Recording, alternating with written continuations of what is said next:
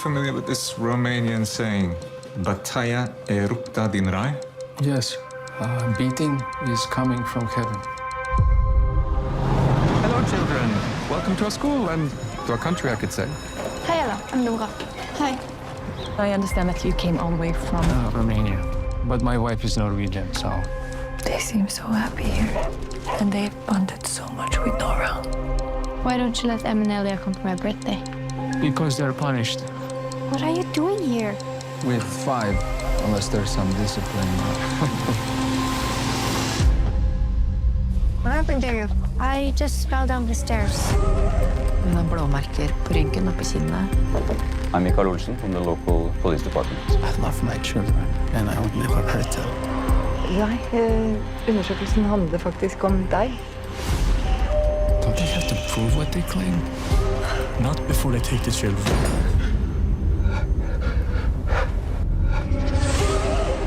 Het mulțumesc pentru această zi care a bătut grijă de noi. Îți mulțumesc pentru prieteni, pentru familie și să ai tu grijă de noi.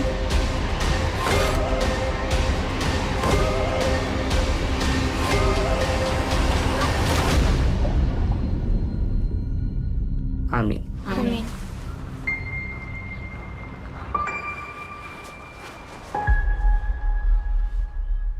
Voilà, c'est la semaine de sortie de la Palme d'Or de Fjord, dont vous venez d'entendre le trailer, le teaser donc, et on ne pouvait pas ne pas faire d'épisode de séance spéciale consacrée à cette Palme d'Or donc de Christian Mungiu qui s'appelle Fjord, et donc comme d'hab, hein, on ne déroge pas à la règle, je suis avec Maxime. Bonjour tout le monde. Et Alix. Christian Mungiu, vous connaissez? Vous avez déjà vu certains de ses films ou pas? Non, moi totalement novice, c'était le premier film que je voyais de lui. J'avais entendu parler de RMN quand il était sorti, mais j'avoue être passé totalement à côté de sa filmographie. 2022. Ouais. Et toi, Alix? Également, c'est mon premier long métrage de ce réalisateur.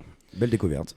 Belle découverte. Donc, en effet, réalisateur donc déjà palmé en 2007 pour 4 mois, 3 semaines, on se trompe tout le temps, 2 heures. Je pense qu'il va falloir regarder le titre parce qu'à chaque fois c'est très compliqué pour mémoriser. 4 mois, 3 semaines, 2 jours. 4 mois, 3 semaines, 2 jours. Et puis, donc déjà palmé donc, en 2007, et c'est quelqu'un qui a quasiment chopé à chaque fois un prix à Cannes parce que c'est vrai que c'est impressionnant, Au-delà des collines aura eu le prix en 2012 du scénario et en 2016 Baccalauréat, donc le prix de la mise en scène que moi j'ai vu il y a pas longtemps pour préparer cet épisode. Baccalauréat, donc qui est un film qui se situe autour d'une jeune fille qui doit passer le bac et qui subit une agression sexuelle, et donc un père qui quasiment va l'obliger à passer le bac parce que ça représente pour lui une sorte de libération et d'un départ en fait de la Roumanie qui est selon lui un pays de merde et un peu limité en fait pour la progression de son enfant. Il aime traiter les sujets légers. C'est ça, un sujet donc très léger, et puis après on va le retrouver en 2022 pour RMN, donc moi que je n'ai pas vu, je crois que personne n'a vu autour de la table, qui est décrit comme un film un peu énigmatique. Voilà, donc Mungiu, c'est un mec qui a étudié le théâtre, qui a été scénariste au théâtre Enfin, il a été à l'école, pardon, théâtre du cinéma et de cinéma de Bucarest. Et donc voilà, pendant ses études, il a été assistant réalisateur, et notamment pour Bertrand Tavernier. Ouais, ça j'en ai entendu parler. Et sur un film d'époque qui avait été tourné en Roumanie à l'époque. C'est là qu'il avait rencontré Tavernier, ouais. C'est ça. Et donc voilà, et donc il a réalisé donc ces quelques films en gagnant quasiment un prix à Cannes à chaque fois.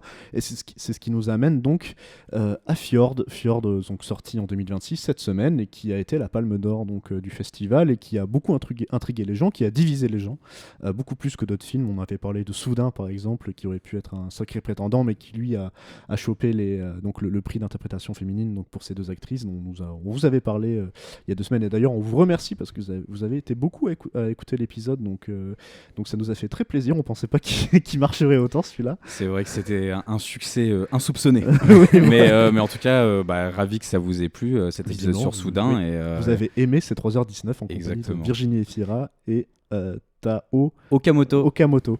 Donc voilà, ce qui nous amène donc à Fjord, donc Palme d'Or, je le disais. Qu'est-ce que vous en avez pensé en quelques mots?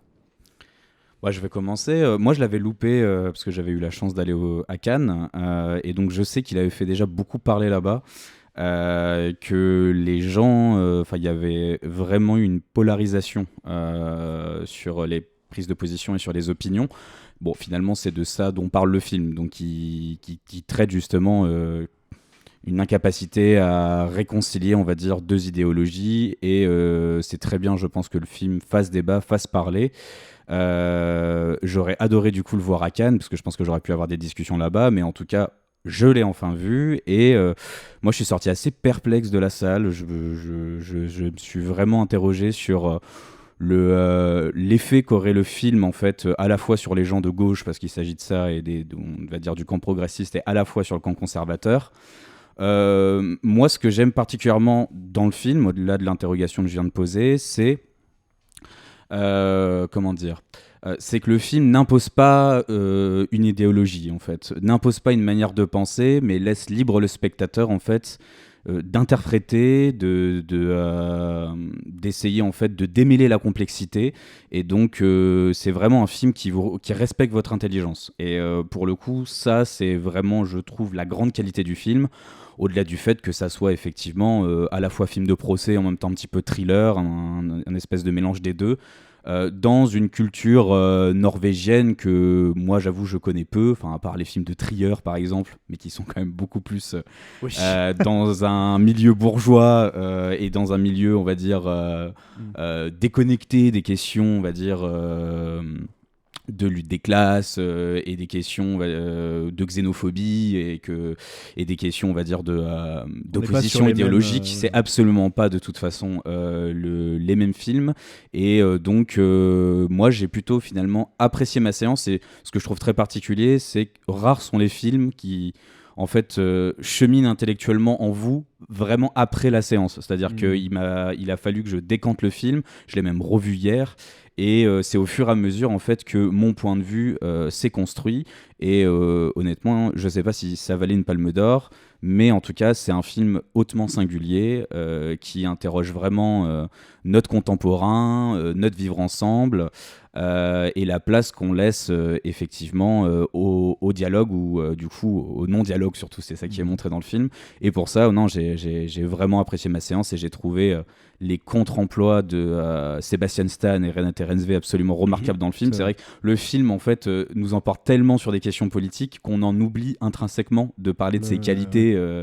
Et c'est les faire chercher. Ouais, c'est les faire chercher, mais que ça soit les jeunes acteurs qui jouent les adolescents, ou que ça soit les quatre adultes, enfin surtout les deux adultes, donc le couple de conservateurs et le couple de progressistes qu'on voit un petit peu moins, mais qu'on voit tout de même.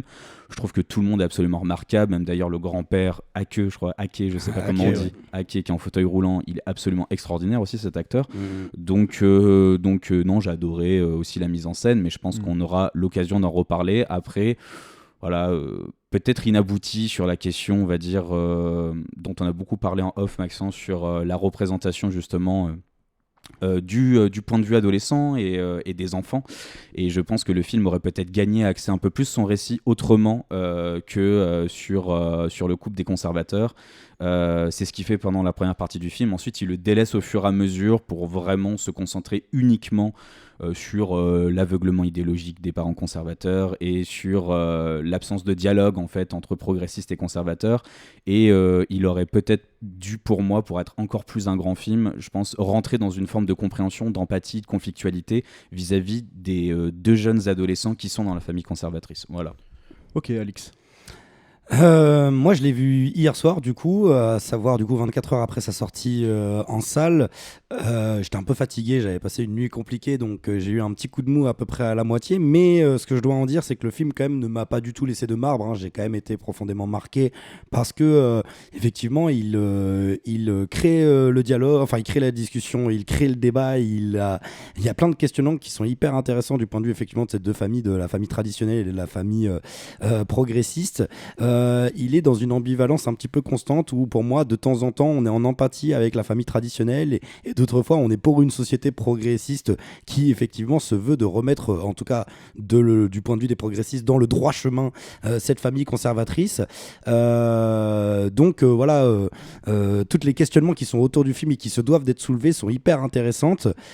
Par contre, je trouve que voilà, on a dit que c'était en même temps un film de procès et en même temps un thriller.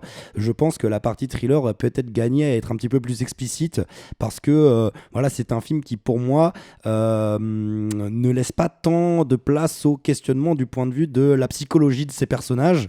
On est effectivement beaucoup dans des questionnements politiques sans vraiment essayer d'être dans un récit fictionnel qui nous dépeint des personnages avec une psyché et une personnalité qui va être voilà, un petit peu mitigée, ou en tout cas qui va créer effectivement un mystère, un questionnement par rapport à ce que l'on doit penser ou ressentir par rapport à ces personnages, notamment du point de vue de la famille traditionnelle et du père qui pour moi aurait gagné à être un petit peu plus voilà, à ce qu'il y ait un petit peu plus de flou par rapport à qui il est, à ses agissements, à sa manière de penser. Mais par contre, voilà, effectivement, le film est réussi parce qu'on rentre très vite dans le débat et pourtant on en oublie voilà, ses qualités intrinsèques à sa réalisation, sa mise en scène qui est bonne, ses décors qui sont assez fous, ses acteurs qui font complètement le travail, qui sont justes à tous les niveaux, notamment effectivement bravo aux enfants, enfin en tout cas aux adolescents, parce qu'en fait il y a 5 enfants du point de vue des traditionnels et il y en a 2 qui sont vraiment développés. Génial aussi du point de vue des questions sociétales et de la représentation de la société norvégienne, notamment avec l'école qui est publique en tout cas, et du coup on pourra en parler un petit peu plus en détail, mais il y a un questionnement par rapport à comment fonctionne l'école, l'éducation, et l'éducation est au centre de toute façon de ce film. Bref, moi je pense que le film est intéressant à regarder. Par contre, il va laisser des gens de côté parce que il nous pousse dans nos retranchements. C'est ce que je disais également aussi en sortie de séance, c'est que le film est extrêmement bon pour nos sociétés occidentales. C'est-à-dire qu'il se passe en Norvège, mais il pourrait se dérouler également en France. Que voilà, les questions de fond seraient fonctionnelles. Myung-Joo le dit totalement ça d'ailleurs. Ouais, c'était quasiment une excuse en fait de le mettre en Norvège parce que dans la tête de beaucoup de gens, la Norvège représente ce modèle de progrès absolu, mais en réalité, effectivement, il questionne d'un point de vue universel, je pense, peut-être pas d'un point de vue universel, mais en tout cas les sociétés occidentales. Il y a une forme d'universalisme dans ce film d'ailleurs, et on peut changer de pays, mais on peut également changer de religion en fait. C'est un conflit idéologique. C'est un conflit idéologique qui, voilà, là c'est effectivement les très catholiques, les pro-catholiques qui vont être face aux... Ils sont pas catholiques du coup, ils sont protestants. Ils sont protestants, pardon. C'est Luther en fait. Attention, il faut pas confondre. Moi je suis un professionnel là-dessus, je serai intransigeant. Il n'y a aucun souci, corrige-moi. Bon, en tout cas, ce sont des protestants, en tout cas les protestants qui pourraient être remplacés par une autre religion, et les questionnements du film fonctionneraient quand même. Bon, en tout cas, le film est très appréciable à regarder. Est-ce qu'il méritait la Palme d'Or ? Je ne sais pas, parce que voilà, je suis tombé éperdument amoureux de Soudan, que j'ai revu également il y a une semaine de cela, un mois après l'avoir. Soudan, c'est sûr. Voilà, moi je l'aurais donné à Soudan tous les jours. Mais en tout cas, c'est quand même un film qui ne laisse pas de marbre, et je souhaite à tout le monde d'aller le voir, parce que dans tous les cas, ça lancera de nombreuses discussions. Ça peut que interroger, ouais, je suis d'accord. C'est ça, exactement. Netto Maxence, du coup. Moi je vais vous dire la même chose que j'ai dit à Maxime en sortie de salle. Je trouve que c'est un film exceptionnel. C'est un très grand film sur l'anti-punitivisme et qui prend le parti des enfants, qui est anti-adultisme également, qui traite de sujets politiques qui sont balbutiants encore à gauche, qui sont des sujets qui avancent petit à petit mais très difficiles à mettre en place, qui torturent aussi émotionnellement et dans la réflexion des gens qui en effet veulent faire le bien, mais qui en le faisant oublient quelques sujets concernant l'être humain, qui n'acceptent pas l'erreur. Il y a un sujet autour de la pureté de l'être humain, de la pureté militante, et je trouve que le film traite extrêmement bien ces questions, et c'est assez rare d'avoir des films qui traitent ces questions, qui même au sein de milieux plutôt à gauche sont des questions qui sont assez peu traitées en réalité. Et quand on voit les critiques qui sont, en tout cas les gens qui n'ont pas aimé le film à gauche, qui voient un film conservateur, je trouve que le film vise justement juste parce que en effet, quand on voit l'obédience des journaux, c'est-à-dire toi tu parlais des Inrocks tout à l'heure, et ben en fait c'est aussi cette gauche qui est visée là, quoi. Et c'est normal qu'ils n'aiment pas le film et qu'ils ont du mal à le comprendre parce que je pense qu'au fond d'eux, ils ont du mal aussi à accepter que le modèle qui est mis en place actuellement pour, on va dire, pour moi c'est aussi une analogie du cancel, tu vois, qu'on peut voir que ce soit sur Internet, mais ailleurs dans la société, sur aussi ce qui est fait dans certaines visions de la justice. Et en fait, c'est vraiment un film qui est profondément donc anti-punitiviste, anti-cancel, même par certains aspects contre la machine aussi judiciaire, qui est aussi un outil de domination de certaines minorités. Et je trouve donc que le film, alors certes il place en Norvège, donc on traite d'une minorité protestante en Norvège, d'une famille roumaine qui immigre, mais en effet on peut totalement le mettre en France, que ce soit avec les catholiques ou les musulmans. Avec de la nuance quand même, parce qu'en réalité la mère est norvégienne, donc ils sont pas atterris dans ce fjord quand même qui est totalement isolé pour rien, c'est-à-dire qu'ils ont hérité, si j'ai bien compris, de la maison en fait de la grand-mère, qui est présent à un moment au début du film, mais donc ça c'est pas rien, c'est-à-dire qu'ils ont déjà un pied dans l'intégration, comparé à d'autres familles d'immigrés qui arrivent en fait sans aucune attache, sans rien du tout. Donc, oui, non, bien sûr. Mais voilà, on parle constamment dans le film de minorités, aussi des préjugés qu'il y a sur ces minorités, sur aussi les religieux, des préjugés qui sont parfois vrais. Hein, c'est le cas. C'est ça qui est intéressant aussi, c'est que là, on va prendre. Nous, en tant que spectateurs, on peut prendre le parti de la famille conservatrice, et puis le film va nous nuancer aussi le propos au cours du film, aussi à ce sujet-là, et c'est le cas aussi du côté des progressistes. Et donc, ce qui est intéressant, c'est qu'il va mettre dos à dos ces deux familles, ces deux façons de voir la société, en prenant le parti de l'enfant. Et c'est déjà le cas dans Baccalauréat, où il prend le parti de l'adolescente vis-à-vis d'un père omniprésent, même s'il veut faire le bien. Et dans les deux cas, les deux familles veulent faire le bien, sauf que dans les deux cas, il est plus sujet de contrôle pour protéger l'enfant que de liberté pour l'enfant, qui le protégerait peut-être plus de la société. Mais moi, je suis pas sûr que ces deux familles veulent faire le bien. Moi, je pense que ces deux familles veulent surtout en fait faire valoir leurs opinions. Oui, mais je pense que dans les deux cas, elles estiment protéger leur enfant. Oui, parce que c'est même une phrase de fin de procès qui dit que l'aide à l'enfance veut faire le bien, la famille conservatrice veut faire le bien, et la famille progressiste veut faire le bien. Bref, tout le monde veut le bien des enfants, mais personne ne le fait bien. Très certainement, mais en tout cas, ce que montre très très bien le film, c'est qu'à aucun moment l'enfant n'est entendu, et que l'enfant est juste renvoyé... pas à une soumission, mais en tout cas à une silenciation. C'est ce que effectivement soulève Maxence au tout début de son avis, avis, c'est qu'effectivement on parle d'un monde d'adultes qui en fait parle constamment de l'enfance, mais sans jamais les faire intervenir. Oui, mais c'est le propre de l'adultisme, c'est-à-dire qu'il y a alors que ça peut être le cas des deux côtés, c'est-à-dire que tu vas avoir des progressistes qui vont laisser plus de liberté à l'enfant, mais tout en réfléchissant aussi à sa place sur certains sujets. Et pour le coup, les conservateurs, eux, vont vraiment mettre les enfants dans une bulle et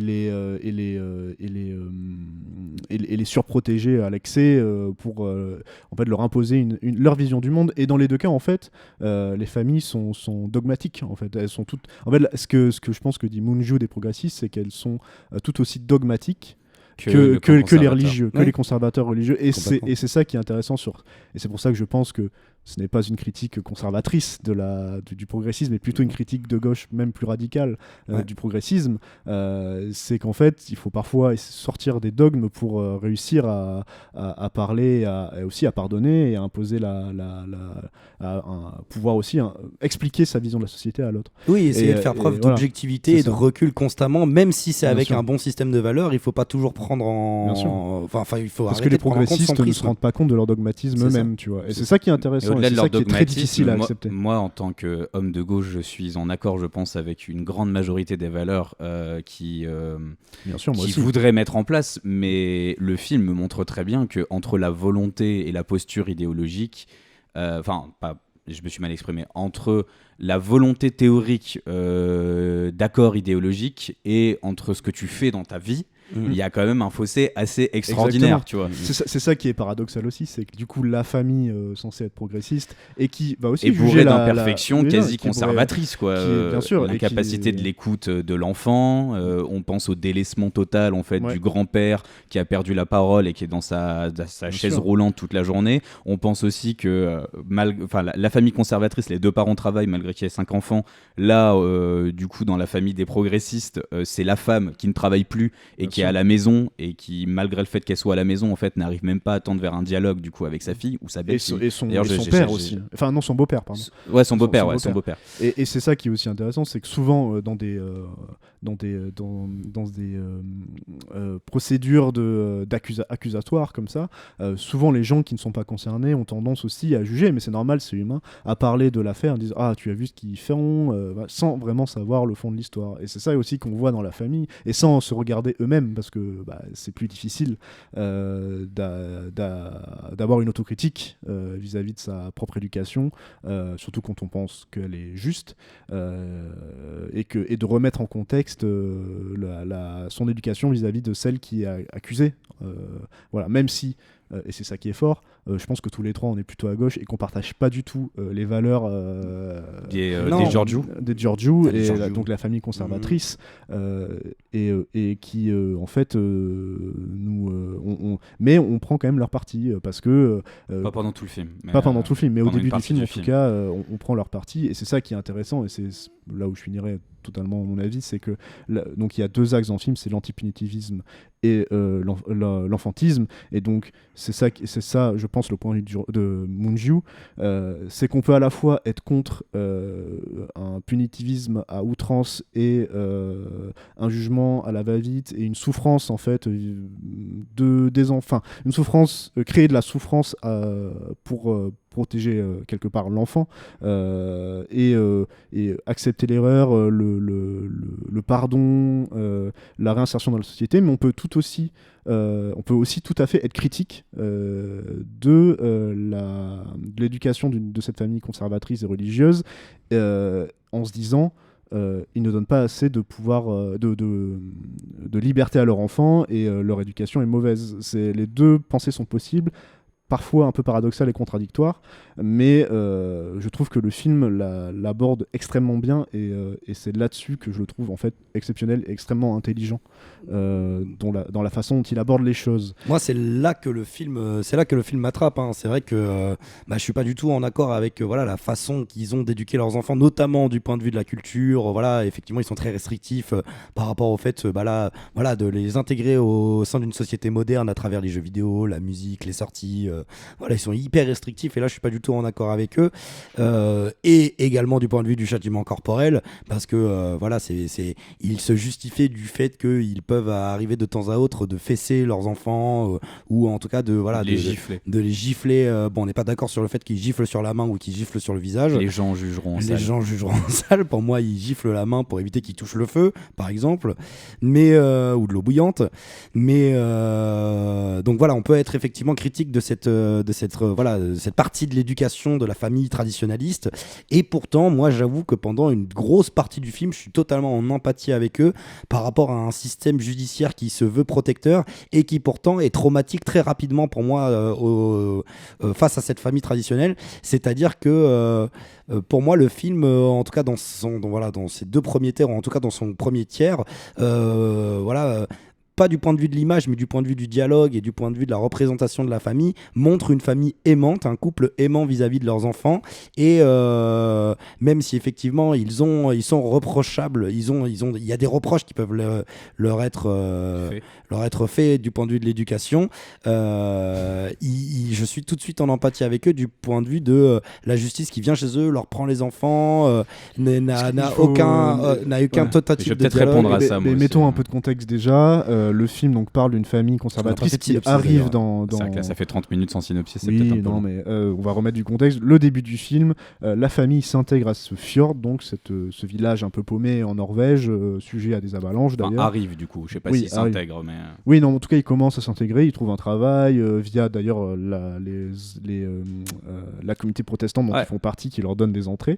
Et donc les enfants sont également entre à l'école publique et tombe en amitié avec les élèves en fait qui font cette école et qui eux sont plutôt issus de familles progressistes et donc leur vision aux enfants vont se confronter mais tout en s'acceptant et les familles jusque-là s'acceptent aussi Et se respectent, tout autant et se respectent dans leurs pratiques religieuses ou leurs non-pratiques religieuses. Ils sont même plutôt d'accord, c'est ça qui est intéressant aussi, c'est qu'il y a certaines phrases où quand le père, donc Sébastien Stan, dit que quand ils ont 5 enfants, quand on a 5 enfants, il faut de la discipline. En fait, la famille progressiste ne va pas moufter. Tu vois, il ne voit pas il rigeonne un peu quand même, quoi. Il rigeonne un peu, mais il dit rien, tu vois. Ça va. Oui. Et la famille progressiste est choquée que l'adolescente, l'unique fille du couple progressiste, soit chez la famille le psychologue. conservatrice. Ouais. Et donc il s'auto-juge. Et donc voilà. Et donc jusque là, en tout cas, le film en fait montre l'intégration d'une famille bien que étrangère et minoritaire à cette communauté-là, et ça se passe plutôt bien, quoi. Et va y avoir donc ces bleus, c'est découvert par la chauffeuse de bus qui est aussi responsable, il me semble, de la... Non, tu confonds avec la professeure du coup, mais oui, effectivement c'est elle qui fait le premier signalement et ensuite je pense que ça fonctionne, je sais pas si ça fonctionne comme ça en France, mais en tout cas elle est référente tout simplement, je pense, vis-à-vis des enfants, vis-à-vis des adolescents, et donc c'est elle qui signale à l'aide à l'enfance les bleus en fait qu'elle constate sur la nuque de la jeune fille, et ensuite elle va interroger le lendemain, donc c'est pour ça ils enlèvent pas les gamins le lendemain mais 48 heures après, le lendemain elle interroge du coup à l'école, enfin au collège, les 2 jeunes adolescents du coup sur la potentielle violence en fait et sur les potentiels châtiments corporels qu'ils subiraient au sein de leur foyer, et les 2 on le voit pas, hein. C'est-à-dire que il commence à amorcer la discussion et la discussion s'arrête quand l'adolescente dit définis-moi ce que ça veut dire du coup châtiment corporel, qu'est-ce que ça veut dire, et à partir de là la séquence s'arrête, mais on nous dit plus tard du coup que les enfants auraient avoué effectivement avoir subi des coups par le père, et notamment effectivement de nombreuses fessées, quoi. Même si on voit pas les coups tels quels et on voit pas la violence familiale, en tout cas on va dire induite par le regard du père et la figure on voit même pas l'échange entre l'échange entre la référente et les enfants à ce moment-là. Alors non, ouais, c'est ce que je disais. Par contre, on voit une fois quand même une violence du coup de la mère. Étant donné qu'elle est en train de faire chauffer de l'eau est bouillante, les 2 adolescents arrivent et elle a son bébé dans les bras, les deux adolescents arrivent dans la cuisine et font tomber en fait de l'eau. Et je crois que le nourrisson en fait du coup ça tombe légèrement sur son pied ou je sais plus exactement, sur son épaule. Le nourrisson est un peu ébouillanté. Il est un peu ébouillanté elle aussi, et du coup dans un énervement elle repousse du coup aussi un geste de protection, c'est ça qui est un peu difficile à... C'est ça, le discernement sur cet acte là effectivement est compliqué, mais par contre elle s'énerve quand même un petit peu et elle repousse en giflant.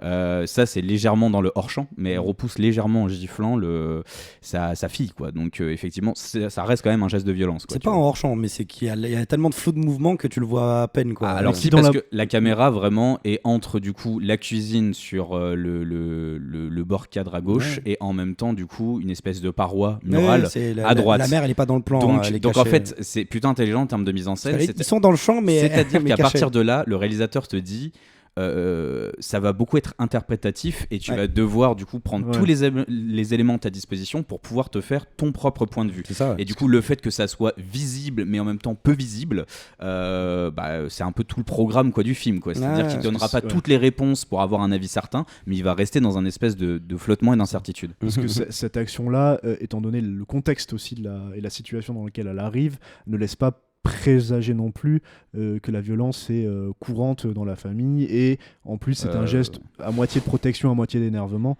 Non mais je te parle de cette séquence là. Ah oui, cette séquence-là en particulier. Celle-là en particulier. Il y en a d'autres qui le mais bien sûr, c'est ce que disait, je voulais réagir sur ça tout à l'heure, Alix, quand il dit sur la première partie que pour lui la famille du coup des conservateurs apparaît comme une famille aimante et une famille solidaire avec leurs enfants.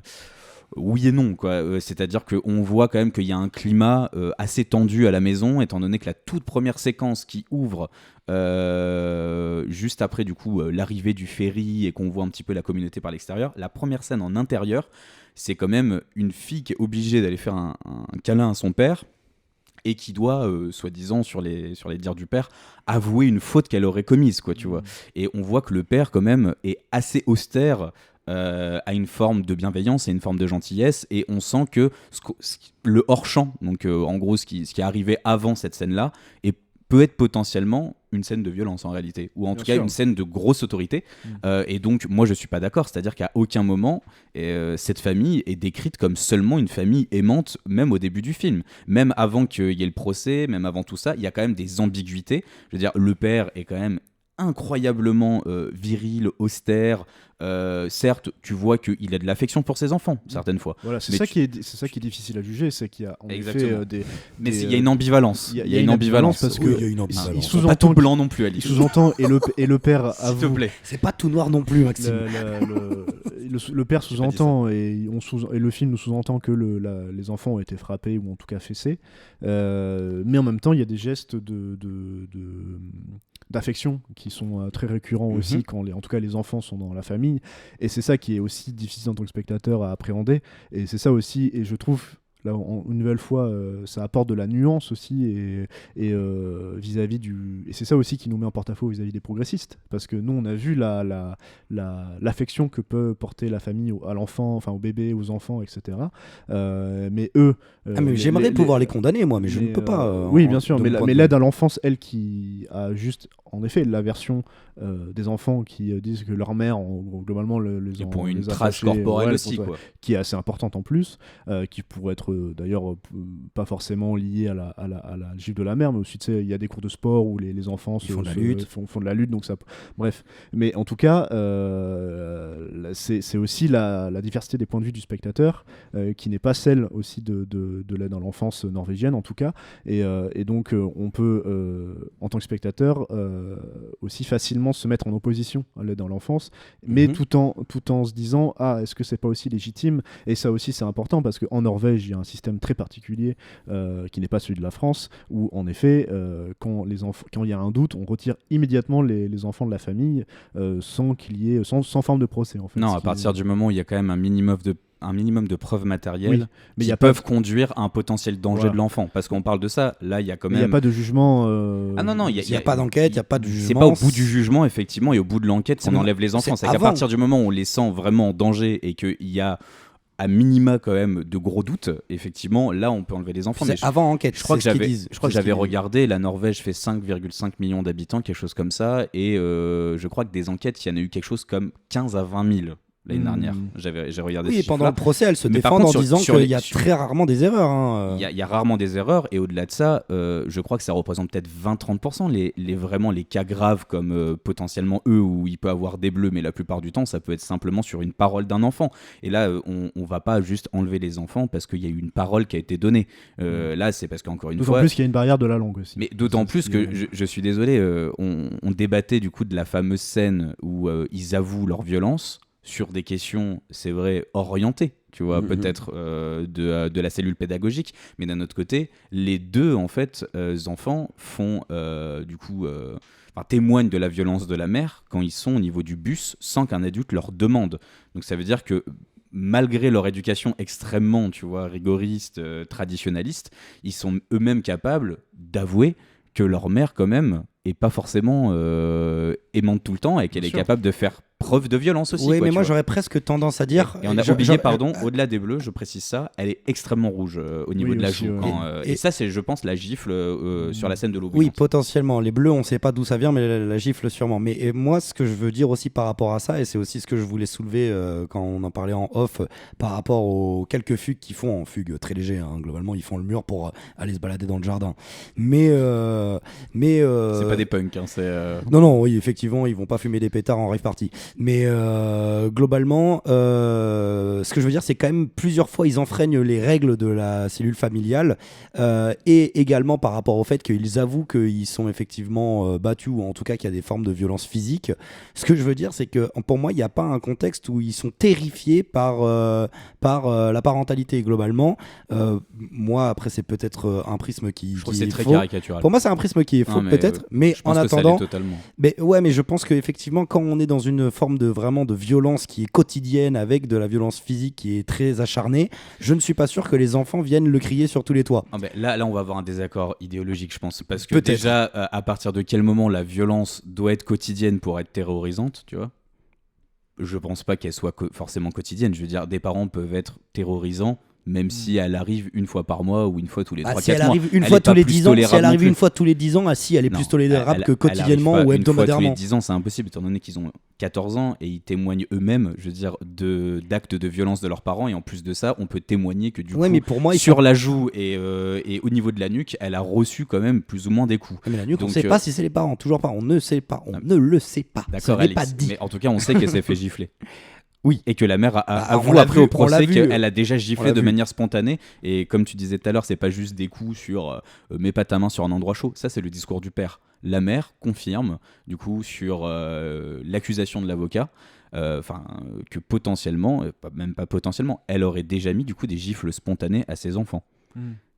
Et comme ça arrive à beaucoup de parents aussi, tu vois. Mais peut-être, mais ça en fait pas des gestes tolérables pour autant. Non, quoi, bien tu sûr, Moi, vois. ça me Donc, fait pas pour un moi, climat de aussi. terreur. Moi, c'est le climat de terreur que je veux dire. C'est que c'est pour je ça ne que suis je pas suis sûr qu'on soit là-dessus. après, je pense qu'ils sont tellement dans un moule de toute façon idéologique, dans une absence. En Ils fait, sont tu endoctrinés. l'intériorises Et ça, la ils sont violence. endoctrinés, c'est ce qu'on disait. Mais de parce démarrage. que en l'occurrence, je pense que le discours qu'a le père après sur la normalisation de la violence et sur la dissociation entre un vrai acte violent en fait et remettre tes enfants dans le droit chemin, je pense que les adolescents pensent exactement la même chose. Ah bah c'est sûr C'est-à-dire que pour eux, il leur fait dire par eux-mêmes ce pourquoi il les punit et ce pourquoi la punition a un sens dans et l'éducation. c'est pourquoi l'adolescente, devant la référente pédagogique, elle est obligée du coup de lui demander qu'est-ce qu'elle entend par un acte de violence. C'est que même elle sait pas vraiment définir ce qu'est un acte de violence.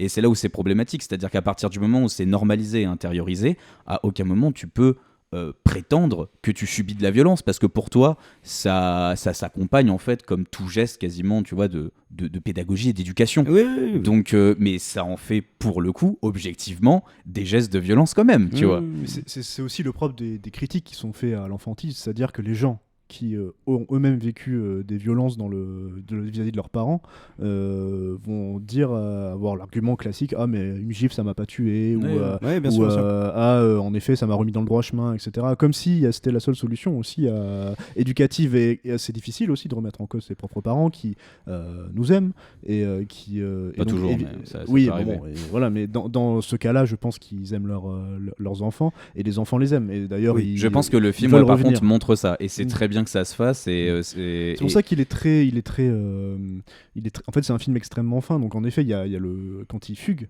Oui.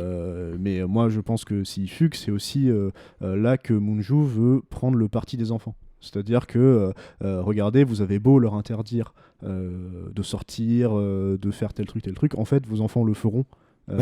Et vous le saurez pas. C'est pour ça qu'il vaut mieux les accompagner, vaut mieux ne pas les punir et leur expliquer et agir autrement, et pour qu'ils puissent vous dire ah ben là je vais dans tel truc, je vais là, et que vous soyez au courant, plutôt que de les obliger à fuir à votre insu, sans que, et c'est le cas aussi, tu vois, moi j'en parle à des collègues, je fais, moi j'aimerais pas que ma fille elle aille coucher avec tel mec, je fais, vaut mieux que tu la laisses faire, parce que vaut mieux qu'elle soit chez toi en train de coucher avec ce mec que de coucher dans je sais pas où, caché sans que tu le saches. Oui, bien sûr, il faut toujours être dans un dialogue plutôt que dans des secrets. C'est toujours le contrôle. Et ce qui est intéressant, c'est que là, depuis tout à l'heure, on parle justement du contrôle et de l'autorité du coup de la famille des conservateurs, mais on voit très bien que du côté des progressistes, comme je disais tout à l'heure, les valeurs qu'ils prônent, à aucun moment en fait c'est concrétisé en fait dans leur modèle éducatif, quoi. C'est-à-dire Bien que sûr. la fille Nora, du coup leur seule fille d'ailleurs, alors que eux ils en gèrent 5 à côté, hein, tu vois, donc c'est quand même pas le même investissement que doivent avoir les parents, malgré tout. Ils n'arrivent pas à la gérer. Ils arrivent pas à la gérer, et que pour obtenir des choses, elle fait par le chantage, c'est-à-dire que quand elle veut aller vraiment faire un tour de bateau et emmener les deux autres adolescents, et que ils sont quand même, la clé du bateau. elle pique la clé du bateau, ils sont pas totalement friands d'aller faire le tour du bateau, et Normal. elle les menace quand même de se tailler les veines, quoi. Elle tu se vois. taille les veines. Enfin, c'est pas une veine, non, c'est Non, à côté léger, qu'elle mais fait. elle se taille la Sinon, peau, si mais- c'était tailler les veines, je peux te dire qu'elle serait Et une urgence qui serait et arrivée elle plus dit tôt. mes parents n'aiment pas quand je fais ça, c'est-à-dire qu'elle Ça veut dire s'est que déjà taillé les c'est veines. à répétition qu'elle a fait, donc ça veut dire que à un moment ça va très très mal dans le foyer. Voilà. Et on le voit d'ailleurs, il montre quelques Bien scènes où ils ne veulent aucunement de toute façon l'entendre, il l'oblige à aller s'enfermer dans sa chambre. Le père, quand après il va la voir dans la chambre, il est incapable en fait d'être dans une forme d'empathie et de compréhension vis-à-vis aussi du fait que son orientation sexuelle du coup se révèle à ce moment-là. En fait, il la comprend pas, et c'est ça que je trouve, c'est là que je trouve le plus gros parallèle avec Baccalauréat, là, son précédent film en 2016, c'est que dans les deux cas, la figure du père, c'est une figure de contrôle et qui ne veut pas écouter son enfant. Et que ce soit donc Sébastien Stan ou le père, j'ai oublié son nom, mais dans La Famille Progressiste, c'est-à-dire qu'en fait, ils ont leur propre idée de ce qu'on voit être leur fille, et c'est le cas aussi dans Baccalauréat. Ce que doit être leur fille. De ce que doit être leur fille, parce que comme par hasard, le contrôle agit beaucoup plus sur la fille que sur le garçon. Bon, là, dans le cas de La Famille Progressiste, il n'y a qu'une fille, mais c'est dans la famille conservatrice, c'est la fille qui finalement se rebelle le plus. Il y en a deux dans la famille des conservateurs, il y en a une qui est en CE1. Mais on voit moins les plus petits, on voit ça. Ils sont un peu oubliés, les deux plus jeunes. Surtout autour des adolescents. Mais voilà, et finalement, c'est la fille qui, elle, engraine finalement son frère, et le contrôle agit beaucoup plus sur finalement la femme et les filles que sur les autres. Et donc voilà, donc c'est ça qui est intéressant, c'est que finalement le parallèle entre les deux familles, il y a beaucoup plus de points communs qu'on ne pourrait le croire entre les deux familles, et ça semble en plus assez vraisemblable, quoi. Ce qui amène à un dialogue final, d'ailleurs je voulais le relever pour la famille progressiste, quand ils sont en train de boire leur dernier petit verre de vin à la suite du procès. Elle dit je retourne à mon yoga. Et juste avant je retourne à mon yoga, c'est surtout serait bien qu'on ait des enfants, et dans la possibilité où les enfants pourraient être enlevés de leurs parents, du coup qu'ils les récupèrent. Faudrait que ça soit les nôtres. Faudrait pas que ça soit des enfants. Un truc qui est hyper traditionnel, en fait, de se dire qu'on peut avoir que des enfants de sang. Mais c'est peut-être ça qui supporte pas, je pense, sur le camp de gauche actuellement en France, c'est que on montre en fait l'imperfection, et on montre une famille progressiste qui, encore une fois, n'est pas toute blanche.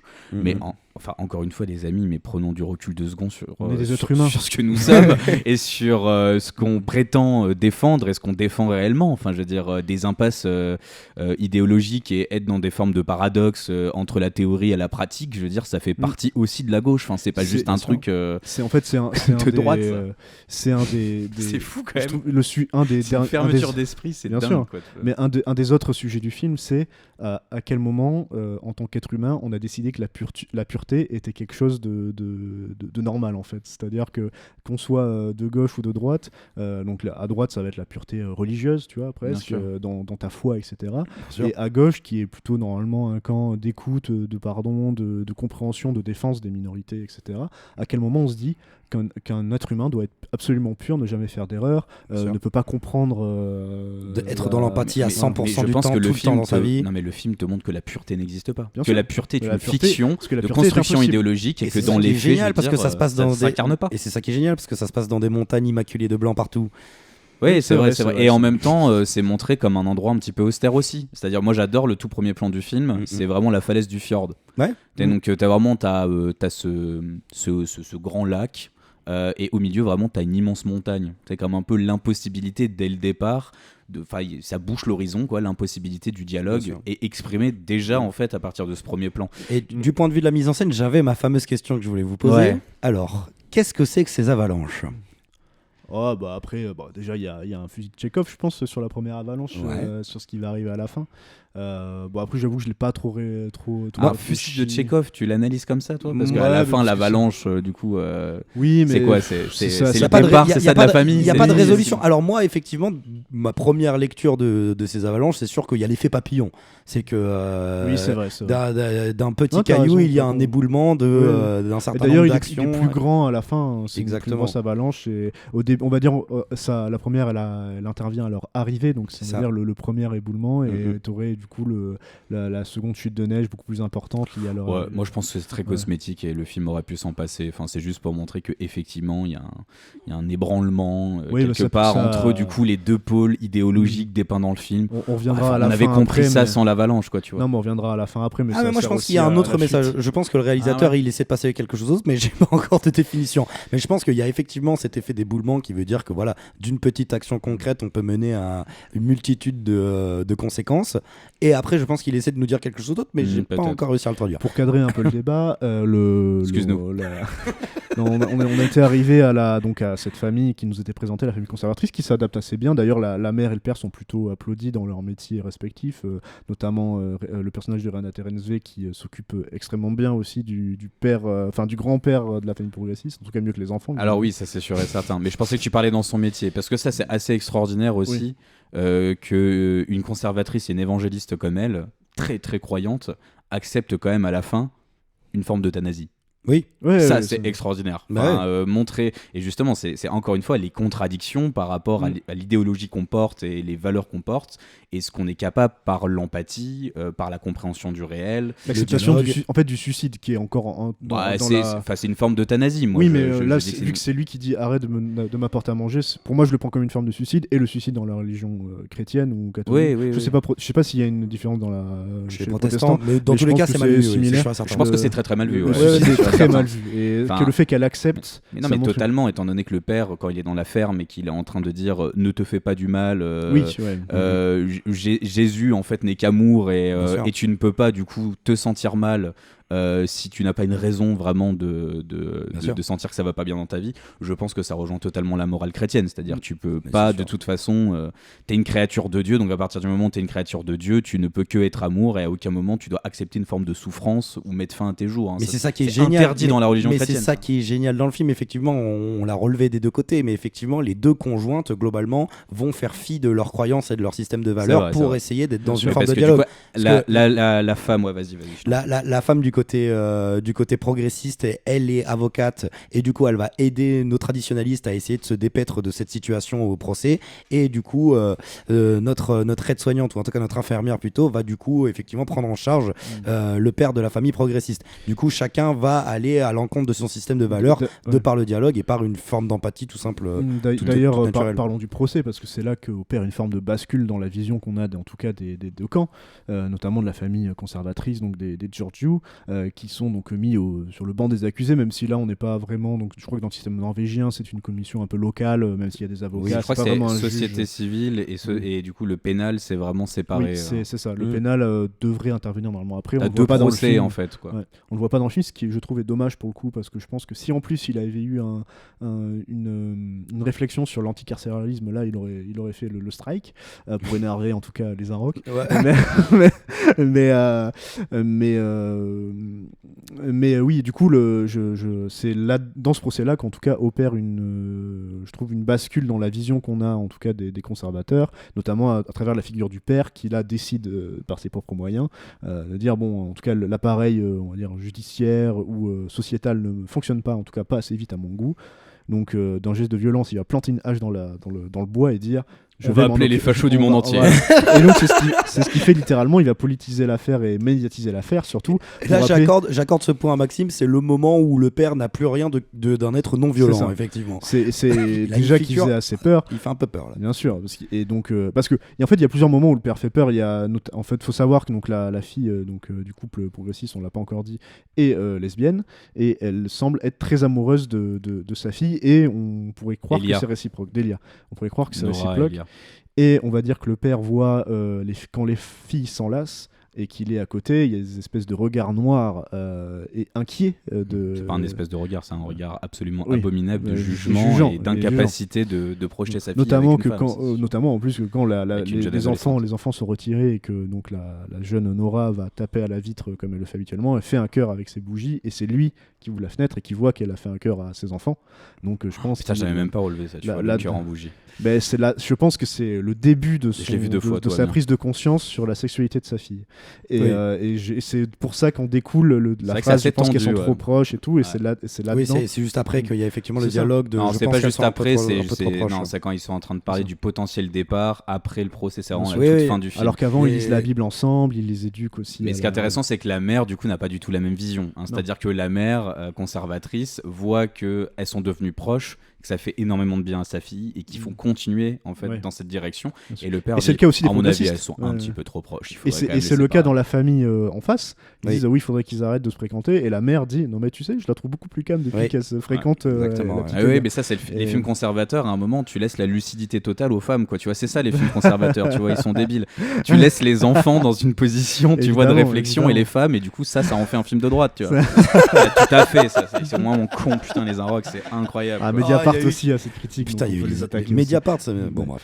Mais ça m'étonne pas, c'est aussi des journaux qui sont aussi extrêmement punitivistes, tu vois, dans leur façon de traiter l'actualité, de traiter l'erreur humaine. Donc c'est pour ça que moi j'étais pas étonné de voir cette critique-là de la part de ces journaux. Et d'ailleurs, les journaux spécialisés cinéma, beaucoup moins. Bon, les Arocs, c'est le cas aussi, mais c'est un journal culturel. Mais les journaux, on va dire de gauche et plus politiques qu'artistiques. Certains ont eu les ont cette défendus ouverture-là. quand même. Oui, bien sûr. Mais par exemple, positif, oui, ils ont et été. justement, c'est ce que je dis. Les journaux très spécialisés cinéma, eux, j'ai l'impression. Après, je trouve qu'ils ont moins une lecture politique du film et plus on va dire une lecture sociétale. Alors, moi j'ai lu l'édito, en tout cas le texte de Frédéric Mercier dans Ouais. Positif. Lui pour le coup il a vraiment une lecture politique de la chose. Bon, bah, très bien, mais dans ce cas c'est parfait, mais je trouve que c'est Il y en a certains encore qui perdurent. Hein. Non, mais moi je respecte Positif et tu sais à quel point je les respecte. Mais et donc ça me fait très plaisir, de les voir défendre ce film. Mais voilà, donc il y a cette forme de procès, donc un procès, on va dire, inéquitable un peu, parce que dans la façon dont c'est filmé en tout cas, parce qu'on voit les arguments donc, se déployer, les arguments parfois de mauvaise foi, parfois de bonne foi, des deux camps, donc notamment de l'avocat qui certes semble assez insupportable, mais qui quelque part a tout à fait raison et met le père face à ses contradictions. Déjà quand il entre, il voit les fous furieux de Dieu l'insulter à chaque fois qu'il entre dans le Pour tribunal. des chrétiens, ils sont pas trop chrétiens, je crois. Voilà, c'est en une nouvelle fois ce genre de paradoxe. Et du coup, il va interroger le père sur sa vision de la violence. Et ça, là, le père se fait, je pense, piéger. En tout cas, il le met face à ses contradictions. Et aussi, il va chercher des phrases de la Bible et de Jésus ou de Dieu, je crois, pour la l'attaquer. punition est une bénédiction C'est ça. venue du ciel ou une bénédiction venue de Dieu. Exactement. Je sais plus exactement la phrase, mais c'est celle-ci, ouais. Qui est du coup parce qu'il faut rappeler Myunju est roumain et c'est un dicton roumain extrêmement célèbre. Et le personnage de Sébastien Stan est roumain. Du coup.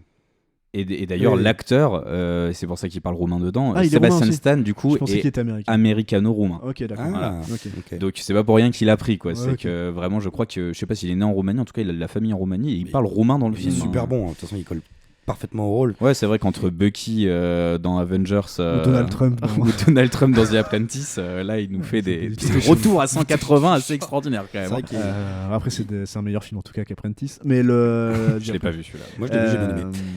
Vous, qu'est-ce que vous pensez donc de cette T'es trumpiste, de toute de façon. ce procès Qu'est-ce que vous pensez de ce procès, vous Alix, vas-y, je t'en prie. Le procès.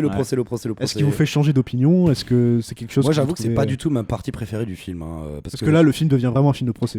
Et moi je le voyais pas devenir un film de procès en fait ce film là. Donc Ça le devient pas totalement, ça reste 20-25 minutes dans le film, je dirais 30 minutes peut-être. Je dirais pas qu'il est malvenu, mais que je l'avais pas vu venir et du coup j'ai eu un petit peu du mal à imbriquer cette partie-là au sein du scénario et au sein du récit.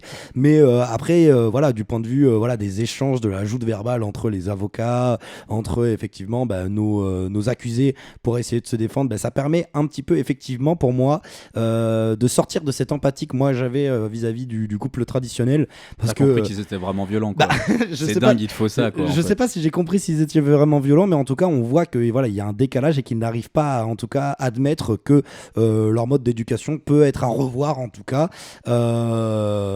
Et là, je trouve que ça fait du bien parce que là, ça permet un petit peu de prendre du recul et de se dire effectivement, ils ont très intégré leur mode d'éducation et ils n'arrivent absolument pas à faire un pas de côté et à essayer de changer de point de vue, notamment quand effectivement l'avocat de la défense, l'avocat leur demande quelle est ta définition de la famille traditionnelle, une femme, un homme, et que tu vois qu'effectivement il est incapable de venir remettre en question cette définition-là, alors que sa fille, il l'a déjà vu, du coup, elle a une orientation sexuelle qui est homosexuelle. Après, il regarde l'avocat, il lui dit on est encore dans un pays où on a le droit de penser ça, oui, c'est voilà. individuel, Ouais. Et l'avocat dit oui, vous avez le droit de le penser. Vous avez le droit de le ça, penser, c'est vraiment et en même temps une critique, je trouve, conservatrice de on a encore le droit de penser ce qu'on Bien veut, sûr. ou des trucs machin, c'est de trucs Bien très très beaufards en même temps, pour terminer toute cette séquence-là, on a du coup l'avocate l'avocate qui vient défendre le couple conservateur, qui vient justement dire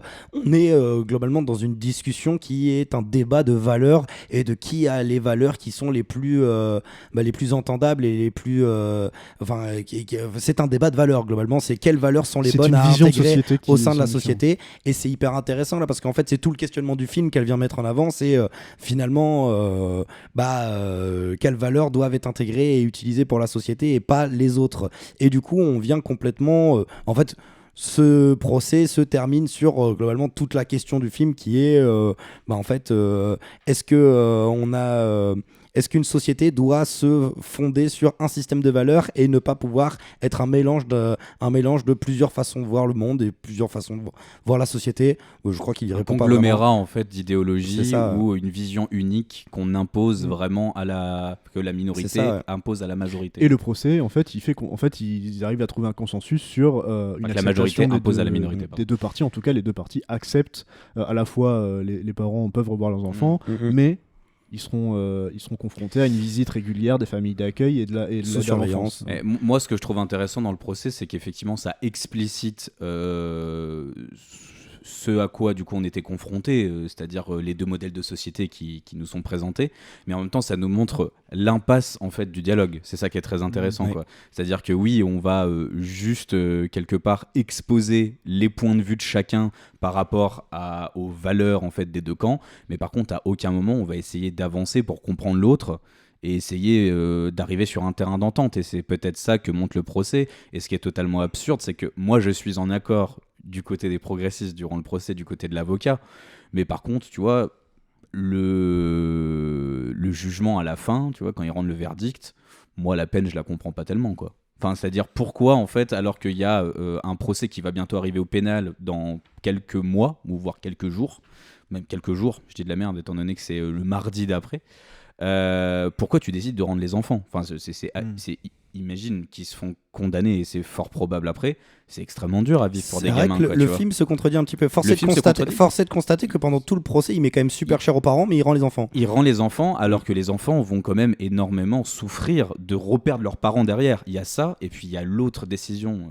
j'en parlais avec ma copine avec qui j'ai vu le film, qui est totalement ubuesque, c'est de décider, en gros, d'obliger la mère à abandonner son travail pour rester à la maison et être au plus près de ses enfants. Il est où le progressisme? Non mais voilà, là il n'y a aucun progressisme en fait dans cette mais décision. Je pense que pour Moonju, c'est une façon d'une nouvelle fois montrer les paradoxes, tu vois. Tout à fait. Et c'est ça qui, je trouvais encore une fois passionnant, c'est que là, en fait, il ne tranche pas. Et parce que pour l'avoir entendu en interview, moi j'ai pas le même avis que lui sur son film, mais il dit souvent bon, ça c'est pas grave, tu vois, c'est normal, ça arrive. Il dit souvent oui, mais moi en fait je veux montrer comment on peut faire société avec des idées différentes, et je pense que le procès pour lui c'est une façon de dire regardez, les gens ne s'écoutent plus, voilà, c'est impossible de trouver pour l'instant un consensus et il faudrait faire autrement. Et en même temps, en effet, tu as le côté la mère au fourneau et de la part des progressistes et en fait vous allez et en plus ça parle souvent des minorités, tu vois, et moi quand on parle des minorités et surtout avec les préjugés, tu vois, qui sont associés pendant le procès, et aussi vis-à-vis de la langue, parce que quand ils interviewent les enfants, il y a un passage qui est important aussi, c'est que quand ils posent des questions aux enfants sur les violences qu'ils ont subies, ils imposent la langue norvégienne par moment, c'est ça, et même tu vois la façon dont la police va traiter l'affaire aussi, où lui n'est pas d'accord avec les mots comme ça, on lui dit mais vas-y Sine, de toute façon t'inquiète, tu pourras modifier, et ça aussi c'est des trucs qu'on peut, tu vois, dans l'appareil judiciaire, et à quel point comment l'État va se mettre en branle pour parfois détruire quelqu'un ou pas, et utiliser, en fait peut utiliser à la fois la police, la justice, le pouvoir politique pour en fait s'attaquer à des gens. En fait c'est très drôle, mais cette attaque, c'est même pas un réquisitoire, c'est vraiment cette attaque envers du coup la machine, on va dire judiciaire, on l'entend totalement à gauche. Oui. Quand il s'agit vraiment de juger tu vois, des injustices issues des minorités, mais par contre quand c'est des minorités religieuses et de droite, ça on l'entend pas, tu vois. Alors qu'en vrai ça peut exister aussi, quoi. Oui. C'est ça qui est fou, quoi. Et c'est pour ça que c'est intéressant, parce qu'une vraie vision de gauche radicale sur la justice, c'est bon, c'est en pour effet, tous, en fait, quoi, tu heureusement, vois, que, qu'il non, mais faut, heureusement que ça existe, mais c'est un appareil d'État qui est imparfait. Et il faut l'améliorer. Ah ouais, ça, c'est sûr et certain. Et Munju a cette vision-là. Bon, c'est pas le seul, hein, mais je trouve que dans ce film-là, avec tous les thèmes qu'on a abordés là jusque-là, et en plus cette critique-là de l'appareil judiciaire, bon, même si là, c'est pas vraiment la justice. Bah si, c'est plus ou moins ça, étant donné qu'on te raconte à la fin, quelque part, la vacuité, Bien en sûr, fait, et l'incapacité qu'a cette justice à faire comprendre à des individus qu'il ne faut pas fauter, qu'il faut être vers une forme de dialogue avec ses enfants, et qu'il faut essayer de se respecter. Bien la sûr. justice, en fait, n'arrive pas à ça aujourd'hui. Parce qu'il y a la difficulté aussi de, on a un faisceau d'indices, mais et c'est ça aussi, c'est là-dessus aussi qu'on peut le rapprocher d'Anatomie d'une chute, c'est que tu as un faisceau d'indices, mais en fin de compte, la vérité judiciaire n'est pas la vérité judiciaire n'est pas la vérité. On n'arrivera jamais à la vérité factuelle, ça, et on sera toujours obligé d'interpréter un minimum, en fait. Et c'est pour ça que je le trouve hyper intéressant politiquement. Oui, mais après, moi je trouve qu'il traite pas totalement de ça non plus, parce que, encore une fois, moi je trouve que c'est plutôt clair que les parents ont été violents avec leurs enfants, quoi, tu vois. Bien Donc, sûr. mais ce que je trouve intéressant, c'est que c'est pas pas un aussi- film non plus totalement pessimiste. Et je pense qu'il y a des gens qui ont peut-être pas la même vision que toi sur les parents. Ouais, En peut-être, fonction mais de- ils sont clairement de droite. Ou pas, tu vois, tu peux aussi avoir des gens qui disent ah ouais, mais c'est pas si clair parce qu'en fait ils sont. Ou alors tu peux avoir aussi des gens de gauche qui sont sincèrement à gauche et qui te disent tu peux pas taper et à la fois aimer ton enfant, et qui voient à peine les coups et qui se disent ah il y a je vois beaucoup plus d'amour que de coups, et qui vont se dire ouais mais en fait je suis pas sûr. Enfin oui d'accord il a mis une fessée, mais est-ce qu'il se rend vraiment compte que c'est un acte de violence machin, tu vois, et donc ils vont pouvoir défendre aussi la famille conservatrice. Oui, d'accord, mais c'est pas parce qu'une personne ne conscientise pas qu'il fait quelque chose de mal qu'il peut pas faire quelque chose de mal. Non mais tu c'est pas qu'une personne, je pense qu'il y a beaucoup de gens tu vois qui pensent comme ça. Ah oui, bien qui- sûr, qui bien sûr. sont, Mais qui sont, je pense que tu peux pas te dire à gauche et tolérer, je veux dire, des gestes de violence Bien et sûr. ne pas les avouer, quoi, tu vois, dans la cellule familiale. Donc pour moi, il y en a eu, et à partir de ce moment-là, c'est plutôt clair que le père est extrêmement, encore une fois, castrateur, et quelqu'un qui est incroyablement dirigiste, qui n'accepte absolument pas et C'est qui sûr. ne tolère absolument pas, tu vois, les mœurs modernes et une capacité en fait d'autonomie intellectuelle chez ses enfants, et qui en plus fait preuve de violence. Donc je veux dire, le père est vraiment condamnable. Moi honnêtement, si ce mec dans la vraie vie prend 6 mois, je vais pas pleurer, hein. Non, mais moi non je plus, trouverais moi ça non plus, limite mais- normal. Après, sur comment, en fait, effectivement, est-ce qu'on doit seulement bah non, mais je suis désolé. Moi, je trouverais ça juste. Moi, le film me donne pas assez de clés pour dire qu'il mérite de prendre 6 mois, mais après, c'est. Moi, ma je vision trouve. du film. Mais après, sur les conditions, tu vois, d'emprisonnement actuelles.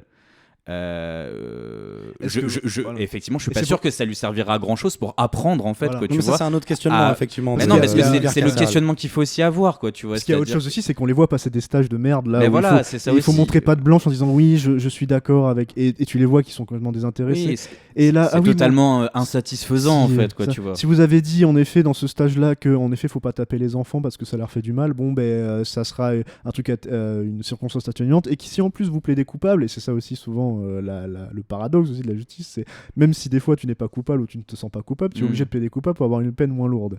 Et c'est ça qui est Ils doivent plaider coupable. Pourquoi déjà? C'est d'avoir. Parce que la S'ils veulent justice retrouver l'a leurs fait enfants, en possible, fait, Oui, tout de mais suite, quoi. c'est quoi qu'on leur demande de plaider coupable? C'est d'avoir déjà frappé les enfants. Oui, d'avoir c'est frappé, ça ouais, de reconnaître D'avouer avoir qu'ils ont frappé. frappé les enfants. Ouais, c'était ça. Et Ce qui c'est est ça. factuellement vrai. C'est sûr. Et c'est aussi, du coup, c'est ça que je trouve intéressant dans la dynamique dans Cancel aussi, c'est que en fait, tu es obligé, même parce que, bon, souvent, quand c'est sur Internet, en tout cas, tout le monde va te juger sans vraiment connaître la réelle histoire, tu vois. Bien sûr. Et donc, tu es obligé de plaider coupable pour montrer patte blanche. Et tu vois, c'était le cas. Dans le cas d'une agression sexuelle pour le coup qui a été avérée de Roméo Elvis, tu vois, et ben lui récemment, là il a fait l'hymne de la Belgique pour la Coupe du Monde, vous voyez, et donc il y a eu chez les féministes un début de ah oui mais là il a quand même passé des stages contre les violences faites aux femmes, et puis là il a été comme ça, et donc il a montré patte blanche en fait, donc maintenant on peut le pardonner, tu vois. Et tu dis d'accord, mais en fait qu'est-ce qu'il faut faire? Tout le monde n'a au pas fond pensé ça quand même, hein. Il y avait pas mal de gens. Il y avait pas mal de gens qui Pour moi, étaient il est dans le toujours très cancel, refus lui. quand même. Bien sûr, mais il fasse l'hymne. bien sûr, mais il y a eu cette pensée-là chez l'humanité, tu vois, par exemple, qui n'est pas et des militantes qui sont pas forcément anti-punitivistes, tu vois. Et je me disais ah ben c'est intéressant, donc en fait c'est à quel moment tu pardonnes, et c'est ça que je trouve aussi intéressant dans le film, c'est à quel moment la gauche progressiste pardonne à une famille qui monte pas de blanche, et comment ils peuvent monter pas de blanche, et est-ce qu'ils, même s'ils montent pas de blanche, est-ce que ils y croient vraiment? Et la fin du film répond à cette question, en tout cas, c'est que moi, je suis plutôt dans la défense de la famille conservatrice tout le long du film. Et puis il y a cette dernière partie où immédiatement on les revoit à la messe. Ouais, moi, Et on les c'est revoit là en où plus je change totalement. c'est aussi, ça. Alors, moi, je suis désolé, mais c'est avant que tu devrais avoir cette prise de conscience. C'est au moment où, en fait, ils décident que tout ceci est une persécution et que ils vont refaire le choix égoïste, en fait, malgré, je veux dire, l'intégration de leurs enfants, de les ramener en Roumanie. Ça, je veux dire, c'est quand même un geste d'une violence. ça, c'est avant. après. Ça, c'est Non, on avant parle de quand ils sont à la messe, juste après le procès. Oui, pardon, c'est la scène d'après. Juste après le procès. Juste après le procès. Mais ils ont rien appris, quoi. Oui, mais du coup, tu vois, avec Et puis surtout, l'église, ça fait un peu peur, effectivement. bien sûr, dans notre avec climat l'église religieux. qui remercie l'avocate, ouais. l'avocate et qui remercie aussi la voisine. témoin. Ouais. Qui a été Effectivement, qui a perdu sa mère et dont Renate Renze Ouais. et donc ça, et d'un coup tu vois, et en fait t'es dans le procès et puis d'un coup tu vois le microcosme protestant. Ouais. Et à quel point en fait le procès était aussi peut-être biaisé dans l'autre sens, parce que on va Parce que c'est devenu un combat politique, idéologique. c'est devenu en fait une défense communautaire en fait. Exactement. Et là tu dis ah merde en fait, et je le trouve hyper fort là-dessus, c'est que moi j'ai eu vraiment ce truc là de ah merde en fait j'étais plutôt dans la défense de cette famille, et là d'un coup il me ramène à la réalité en disant oui mais tu sais en fait c'est Carrément, quand même des pareil. immenses droitards et Oui, c'est quand même des gros traditionalistes vénères. voilà, c'est quand même des gros tradis quoi. Mais c'est drôle que ça te surprenne. Moi, je m'y attendais totalement, tu vois. Non mais alors Enfin, bien sûr. C'est pour ça que le film n'a pas été surprenant pour moi. La seule scène qui a pu me surprendre, c'est la toute dernière. Et là, je vais pas me tromper sur la chronologie. C'est bon, de toute façon, on spoil depuis tout à l'heure, donc je peux spoiler non mais là la on est dernière dans le spoil scène. depuis le début, ouais. Oui, c'est vrai. C'est que les deux gamines tombent amoureuses l'une de l'autre, et que du coup, Elia, qui avait marché sur l'eau, ou en tout cas qui avait berné un petit peu, je Oui, pense, en marchant sur l'eau, en faisant semblant de marcher sur l'eau, finalement, à la fin, l'autre adolescente qui est issue d'une famille totalement rationnelle, athée, finalement marche sur l'eau pour aller vers le ferry aussi, en lui déclarant son amour. Et donc je pense que c'est ça vraiment que Myung-Joo dit à la fin, c'est que les parents n'y arriveront pas, les générations actuelles ne le font pas, le seul espoir qu'on a c'est dans les jeunes et la nouvelle génération, tu et vois. d'ailleurs c'est ça, les jeunes s'enlacent en permanence en acceptant leurs différences. Ouais, Et c'est ça. et- Et c'est magnifique vraiment quand les trois s'enlacent, tu Oui, vois. c'est très beau. Et D'ailleurs que, le fils qui arrive après. elle propose de partir plus ou moins dans le chalet, de fuir. Le c'est fils à côté incroyable. qui vient se joindre Ouais, au- voilà, Ouais, c'est c'est ça, ça. qui à la brassade accepte des de deux manière autres. toute timide, Oui. tu vois. Enfin, c'est Et- magnifique. Et je réponds juste sur la surprise. J'en voulais plus, moi. Il fallait plus m'en donner, quoi. Je réponds juste J'en sur ai la- marre des cons d'adultes là. Bien sûr. Mais je réponds juste à la surprise vis-à-vis du fait religieux, c'est que les scènes religieuses, en tout cas d'actes religieux, donc de lecture de la Bible, de préceptes, etc. enseignés, c'est, en tout cas dans la fille conservatrice, souvent des scènes d'amour et on va dire, d'apprentissage plutôt bienveillantes. Ouais. Et là, d'un coup, quand on voit la messe, enfin, je sais pas si on appelle ça une messe, mais la messe avec la totalité de la communauté qui se félicite et qui dit que on a David a vaincu Goliath, tu vois, notamment. Là, en effet, moi, ça me remet dans ça me remet dans le contexte d'un coup. Je me dis ah oui, c'est vrai que c'est une famille tradie et et qu'on a défendu tout le film une famille traditionnaliste qui a sûrement battu ses enfants à un degré peut-être pas excessif, mais qui a battu ses enfants. Oui, puis je suis d'accord avec toi, c'est-à-dire que la religion, pour le coup, elle est distillée un peu tout au long du film au sein de d'autres scènes. En fait, c'est qu'il y a la religion qui est omniprésente, mais en fait, elle n'est pas, elle n'est pas directe, c'est pas l'élément central d'une séquence. Comme je disais tout chaque à l'heure, fois, le dogmatisme religieux est là, mais il y a aussi le dogmatisme idéologique progressiste. Et, c'est ça. Et il les met dos à dos là-dessus. Et là, cette séquence-là, effectivement, quand on est post-procès et qu'on se retrouve à l'église, on est clairement sur une séquence où la religion ne sert pas juste à effectivement prôner des messages de paix et d'amour, mais justement à prôner, à se féliciter d'une victoire idéologique à la suite d'un affrontement judiciaire. Donc là, ça change tout en fait de ce point de vue-là. Et moi, effectivement, c'est là le moment où je délaisse complètement mon empathie envers la famille traditionnaliste, notamment pour arriver aussi à l'avant-déclaration finale de notre très chère Nora qui déclame son amour. On a Elia qui refuse de monter dans le ferry pour essayer de contacter son amante, et au moment qui interpelle son père en lui disant tu vas faire quoi, tu vas me frapper. Tu vas faire quoi, tu vas me frapper. Et là on voit dans le regard du père qu'il aimerait bien la frapper quand même. Il y aurait tout à fait moyen si c'était pas dans ce contexte-là. Si c'était pas dans un lieu public avec sa femme juste à côté, il aurait démarré sa fille. Mais tu vois, moi ce que je trouve très beau, c'est que finalement à la fin c'est quand même les deux mères de famille, les deux femmes qui plaident pour le bonheur de leurs enfants. Bien sûr, ouais. Il y en a une, malheureusement, elle se fait pas écouter, c'est Renate Reinsve, qui malheureusement n'arrive pas à convaincre le père que les enfants se sont intégrés, sont bien dans la communauté et que donc il faut rester et accepter en fait possiblement une peine de prison. Et de l'autre, en fait, c'est la femme, la voisine, qui a été avocate, qui, malgré le fait que dans la discussion du coup avec son mari qui refuse en fait la relation entre les deux adolescentes, va quand même accompagner en voiture sa fille pour qu'elle puisse aller rencontrer une dernière fois, pour qu'elle puisse voir une dernière fois en fait son amoureuse. Donc c'est vraiment, je pense aussi à un message du film, Oui, c'est-à-dire ça, c'est vrai, qu'il le fait de manière assez souterraine, mais je pense que c'est quand même un film qui est féministe et qui Ouais. défend tout à fait vraiment la parole vraiment des adolescents, quoi. Qui défend plus l'enfant que les femmes, quand même, je trouve. Oui, Qui je suis défend les d'accord deux, avec toi, mais je je suis trouve qu'il y a d'accord quand même avec plus un parti pris du côté de l'enfant que de la femme, et du côté et encore une fois, les enfants s'acceptent très très bien comme ils sont, ils acceptent la En différence. tout cas, la sans problème. compréhension des enfants Bien vient sûr. beaucoup plus, je trouve, du modèle maternel que du modèle paternel. Bien sûr, et c'est en ça aussi que je trouve que Même c'est si les femmes se foutent sur la gueule entre elles, entre elles, hein, parce que bon, Mais- les référentes de l'aide à l'enfance, elles font. Je te parle des mères, là, celles qui Oui, vraiment je sais, ont je rapport sais. avec les enfants. Ce que je veux dire, tu c'est vois. qu'il y a aussi d'autres relations entre d'autres femmes, notamment l'aide à l'enfance Oui, par bien rapport sûr. à Renate Reinsve. Elles se foutent pas sur la gueule en réalité. Hein. Non, mais elle Je sais pas lui si on laisse. peut appeler ça se foutre sur la Non, gueule. foutre sur la gueule dans le sens où elle Il y a lui des laisse pas. tensions, mec. Grosse tension. Elle lui En- laisse, en- elle lui laisse peu de possibilités de se défendre au démarrage, quoi. Même de dialoguer, même d'échanger tout naturellement, quoi. Ça, c'est sûr et certain. Mais bon, après, dans ce type de démarche, est-ce que tu peux, comment dire, confronter autrement que par le déchirement, que par... Pour moi, il y a une forme de hauteur par rapport à l'éducation. Elles se sont déjà convaincues que cette femme-là n'est pas une bonne mère pour d'accord, ses ouais, je suis enfants. d'accord. Avant même de commencer à dialoguer, elles se sont déjà Ouais, mais convaincues c'est du ce qu'elle résultat. dit après, et c'est un choix de toute façon qu'on doit avoir. Bien sûr. Celle de l'aide à l'enfance, elle décide de croire tous les enfants. Ouais. Et ça, c'est vraiment quelque chose qu'on a, notamment sur les procès concernant les agressions sexuelles et les viols. C'est de croire, coûte que coûte, la parole les d'une victimes. femme. Et donc, moi, je trouve que c'est quand même plutôt sain. D'ailleurs, c'est ce que dit la dans nos référente. sociétés. C'est ce que dit la référente tout à la fin. C'est je croirais dans tous les cas la parole de la victime.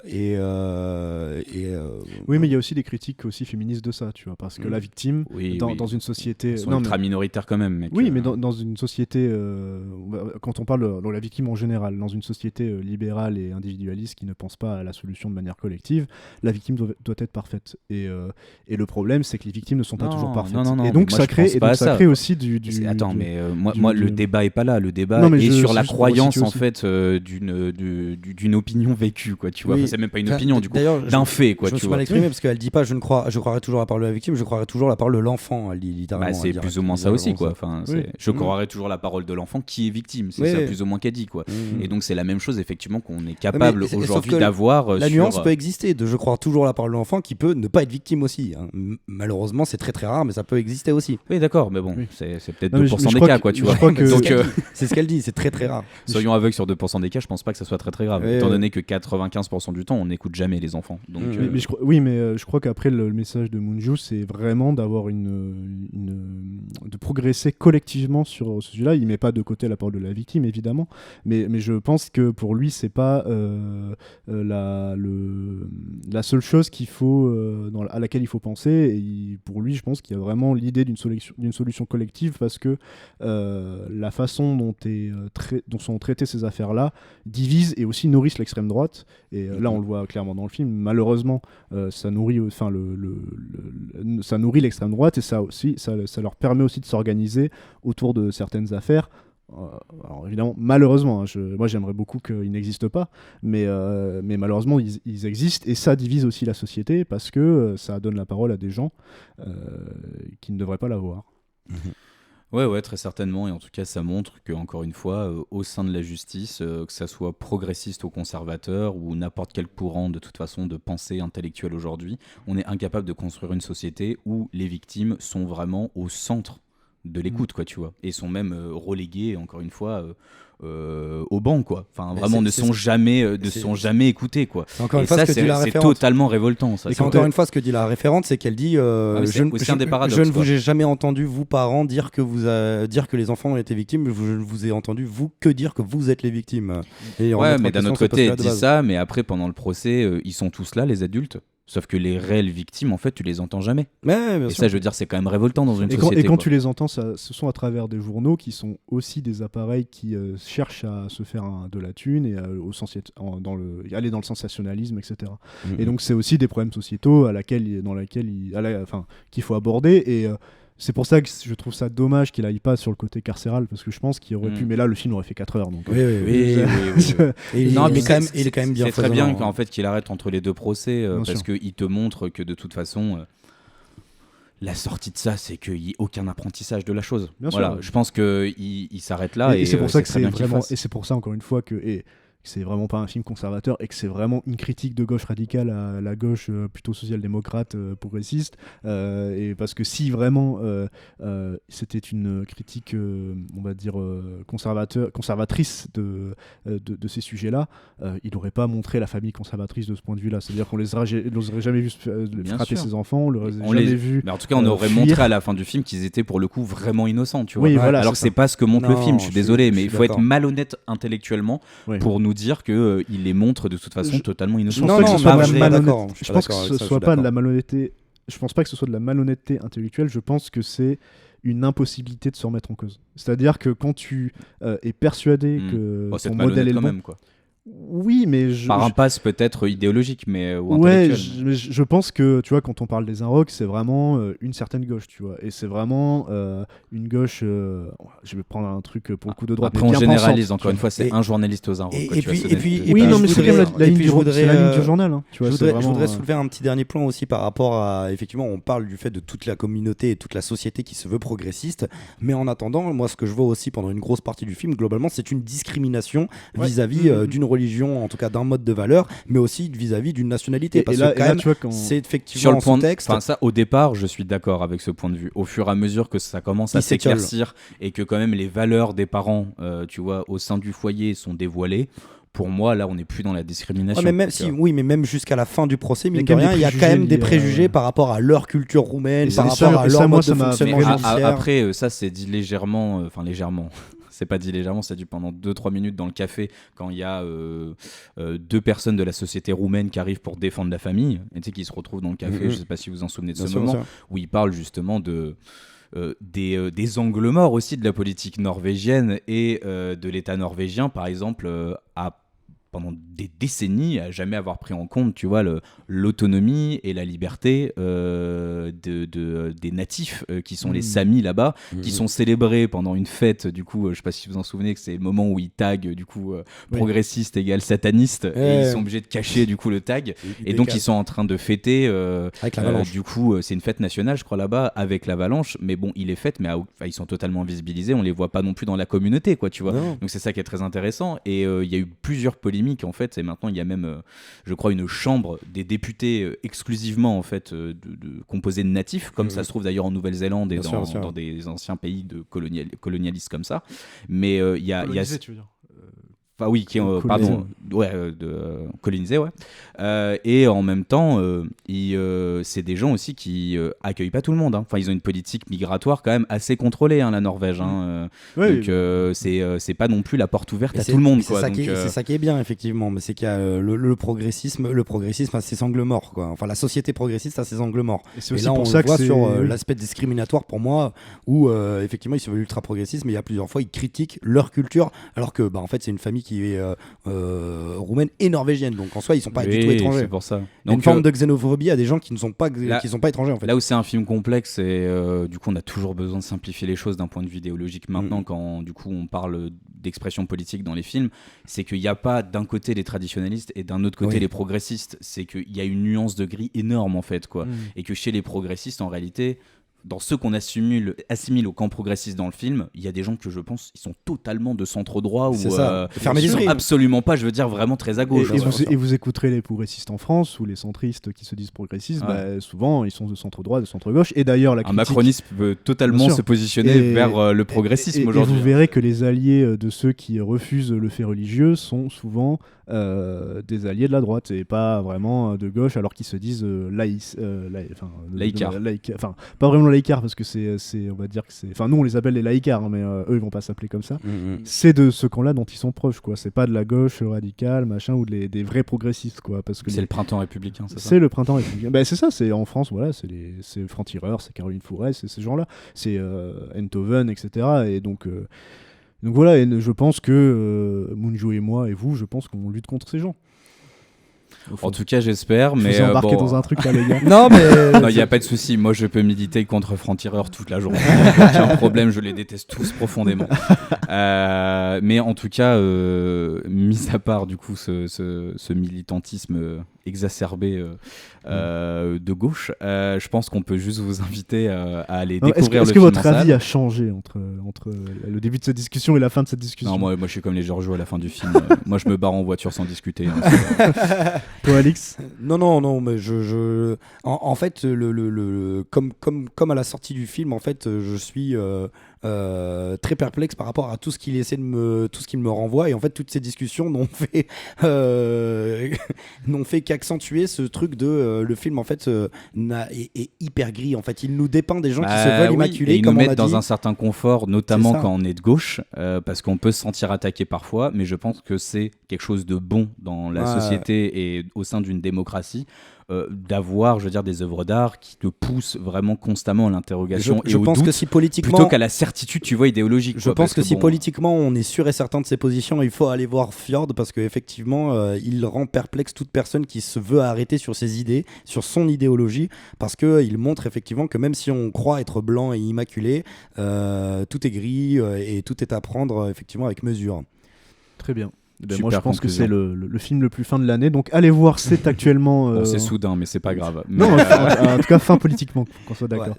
En tout cas, vous pouvez aller voir et Soudain et Fjord, la même semaine. Même la même semaine ou même le même week-end. Ça vous fera 6 heures de film, vous serez heureux. Et 6 heures de cinéma. C'est vrai qu'on n'a pas dit, dure 2h22 Soudain. Le 26. Non, pardon, Fjord. 2h26 Fjord, je ne l'ai pas du tout vu passer. Hein. Non, c'est vrai que c'est ça très impressionnant. En tout cas, Fjord et Soudain, mais surtout Fjord sont actuellement en salle. On vous encourage... Aller en Norvège et aller voir le film. En IMAX. À Montpellier. Non, allez le voir dans le cinéma le plus proche de chez vous. C'est vrai que moi la salle était assez vide quand j'y suis allé, mais je pense qu'on est en août, donc c'est un peu compliqué. T'as pas eu mal au dos ou à la nuque Non, cette fois, ça m'a permis de mieux apprécier le film. En tout cas, nous on se retrouve pour Résurrection. De Pigalle. Voilà. Le 24. Ouais, très certainement. J'ai plus la date, mais en tout cas dernière semaine du mois d'août. Voilà. Et ensuite un épisode sur Jacques Demy. Exactement. Et plein d'épisodes qui arrivent au mois de septembre, avec un gros projet au mois d'octobre. On vous en reparlera. En tout cas, n'hésitez pas à partager l'épisode, à commenter du coup si vous êtes en profond désaccord avec nous sur le film. N'hésitez pas à dire à Alix qu'il n'est pas assez de gauche. S'il n'y a pas de modérateur, on accepte tous les avis. et puis on se retrouve très prochainement. Et puis bonne fin de vacances surtout. Ciao, profitez bien de la fin du mois d'août. Salut.